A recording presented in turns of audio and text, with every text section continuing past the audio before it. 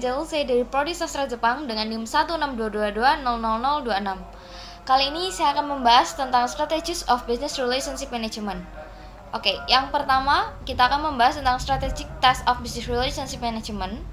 Jadi, manajemen hubungan bisnis pada dasarnya adalah tugas manajemen operatif yang ditujukan untuk menerapkan serangkaian aktivitas pemasaran tertentu. Nah, dari perspektif strategis, keputusan ekonomi menjadi sangat penting bagi perusahaan dalam hal waktu dan konten. Tujuan utama dari strategi yang kompetitif adalah untuk mencapai keunggulan yang kompetitif juga. Nah, terdapat dua alternatif mendasar untuk mencapai keunggulan kompetitif. Yang pertama yaitu pemasok dapat menawarkan pelanggan dengan harga murah, dan yang kedua solusi yang lebih baik untuk penyelesaian masalah. Jadi, selanjutnya ada competitive advantage in the context of business dalam relationship management. Jadi, keunggulan kompetitif pemasok terdiri dari komponen berbasis pelanggan dan komponen berbasis pemasok. Nah, komponen berbasis pelanggan adalah manfaat pelanggan yang tercermin dalam manfaat bersih relatif. Nah, manajemen hubungan bisnis ini berdasarkan pada tiga hal. Yang pertama, hubungan bisnis bukan pada transaksi yang terisolasi. Lalu, individu pelanggan bukan pada pasar atau segmen pasar, dan jangka waktu bukan pada titik waktu. Nah, terdapat tiga objek untuk menentukan keunggulan kompetitif. Yang pertama yaitu situasi pelanggan, lalu keadaan pesaingan, dan kemampuan perusahaan itu sendiri. Nah, ketiga komponen tersebut tidak dapat dipisahkan dalam penentuan strategi yang kompetitif, melainkan dipengaruhi oleh analisis lingkungan perusahaan secara global juga, dengan perkembangan sosial, dari ekonomi makro, politik, hukum, dan juga teknologi. Terdapat dua aspek analisis yang memiliki relevansi khusus dengan pertimbangan strategis dalam manajemen hubungan bisnis, yaitu aspek berkaitan dengan dimensi waktu manajemen hubungan bisnis. Oke, selanjutnya reciprocal effect of business relationship with their environment. Jadi, pertimbangan dari sudut pandang strategis mengenai efek timbal balik dari hubungan bisnis dengan lingkungan mereka memainkan peran khusus.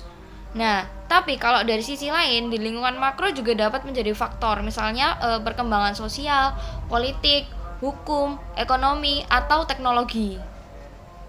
Dalam dampak positif jika memiliki hubungan baik dengan lingkungan itu, yang pertama kita dari reputasi perusahaan, lalu kepatuhan terhadap regulasi, lalu efisiensi operasional, lalu inovasi dan pengembangan produk. Lalu selanjutnya kita akan membahas tentang entry into the business relationship dari out supplier marketing. Oke, terdapat dua langkah secara berurutan yang diambil oleh perusahaan ketika berencana untuk masuk ke dalam hubungan bisnis. Yang pertama yaitu mengidentifikasi strategic windows, dan yang kedua memilih konsep masuk yang sesuai dengan jenis hubungan bisnis. Oke, jadi strategic windows itu masa waktu yang terbatas di mana kesempatan untuk mencapai keuntungan yang kompetitif di pasar tertentu terbuka lebar. Nah, masa ini adanya perubahan dalam lingkungan bisnis seperti perubahan teknologi, regulasi, kebijakan, atau perilaku pelanggan. Nah, lalu ada 6 manfaat dari strategic windows bagi perusahaan. Antara lain menciptakan keunggulan, terus meluncurkan produk baru, meningkatkan pertumbuhan, dan sebagainya. Lalu selanjutnya entering into business relationship not planned by the customer. Jadi pada dasarnya supplier ingin menjalin hubungan bisnis jangka panjang. Hal ini dikarenakan pelanggan menghadapi ketidakpastian dalam keputusan pembelian produk atau layanan, terutama pada pembelian pertama, khususnya terkait dengan kualitas dan harga penawaran. Jadi beberapa informasi penting yang harus ada dalam penawaran oleh supplier itu ada 5 hal. Yang pertama, spesifikasi produk. Yang kedua, sertifikasi kualitas. Yang ketiga, penghitungan biaya dan manfaat. Yang keempat, jaminan harga. Dan yang terakhir, informasi yang relevan. Misal, struktur organisasi, contact person, alamat. Nah, dalam hal ini, kepercayaan atau komitmen terhadap suatu supplier terjadi secara perlahan karena pelanggan memiliki pandangan di awal akan menjalin hubungan bisnis, setidaknya untuk jangka yang panjang. Nah, pelanggan dapat mengurangi angka ketidakpastian dengan mencari informasi di awal sebelum menjalin hubungan bisnis dengan supplier. Nah, terdapat dua pengganti informasi yang efektif. Yang pertama yaitu secara langsung dan tidak langsung. Jadi kalau yang secara langsung itu dapat berupa jaminan atau kontrak yang mengatur hubungan bisnis. Nah, kalau yang tidak langsung biasanya berupa harga, iklan terkait produk, terus merek produk dan referensi berdasarkan kinerja. Oke, selanjutnya kita akan membahas tentang defending the business relationship in supplier marketing. Oke, jadi mempertahankan hubungan bisnis merupakan fase yang paling penting dalam hubungan bisnis. Terdapat dua dimensi yang harus diperhatikan. Yang pertama meningkatkan nilai pelanggan dan yang kedua meningkatkan biaya peralihan.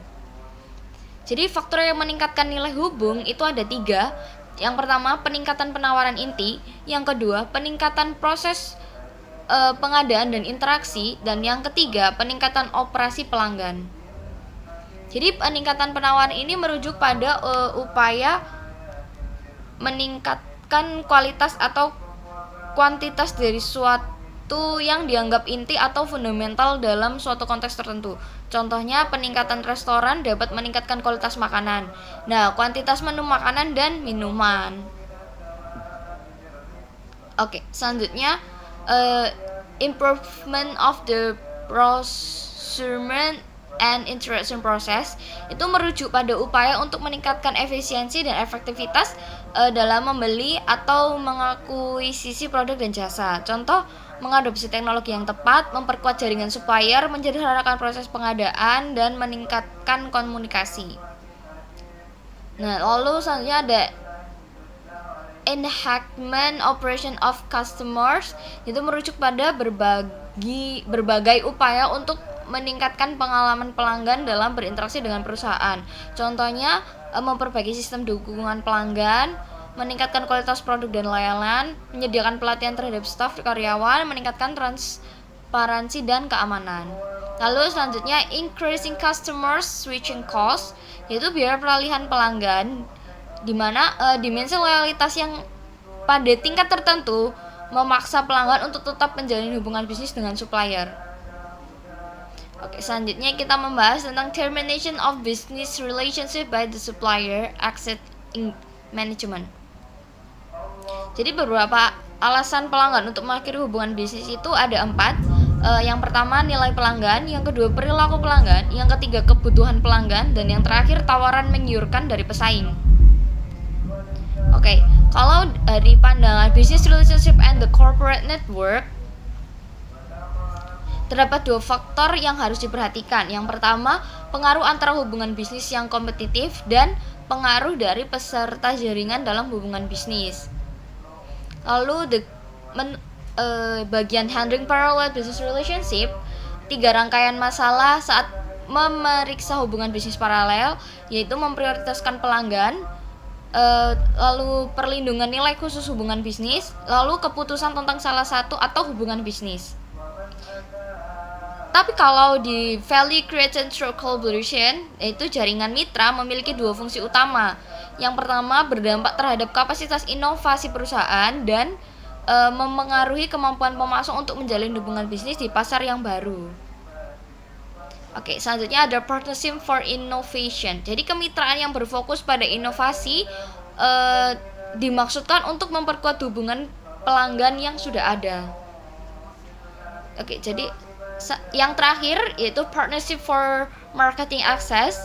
Jadi ada beberapa jenis alasan untuk melakukan kemitraan untuk akses pasar. Yang pertama yaitu akses hukum, dan yang kedua aspek budaya. Baik, sekian dari saya. Terima kasih.